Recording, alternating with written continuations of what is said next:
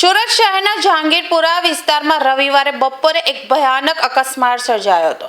પ્રતિબંધ હોવા છતાં બીઆરટીએસ કોરિડોરમાં ઘૂસી આવેલા એક ટેમ્પોએ સામેથી આવતી બસને જોરદાર ટક્કર મારી હતી। આ અકસ્માતના સીસીટીવી ફૂટેજ જોઈને કોઈ પણ રૂવાડા ઊભા થઈ જાય તેવા દ્રશ્યો સામે આવ્યા હતા, જેમાં ચાલકની ગંભીર બેદરકારી સ્પષ્ટપણે દેખાઈ રહી છે। રવિવારની રજાના દિવસે જ્યારે રસ્તાઓ પર ટ્રાફિકની અવરજવર સામાન્ય હતી, ત્યારે જહાંગીરપુરાથી અલથાણ જતી બીઆરટીએસ બસ પોતાના નિર્ધારિત રૂટ પર જઈ રહી હતી। બસ જેવી કૈલાસનગર પાસે પહોંચી ત્યારે અચાનક સામેથી રોંગ સાઈડમાં પૂરપાટ ઝડપે એક ખાનગી ટેમ્પો ધસી આવ્યો હતો।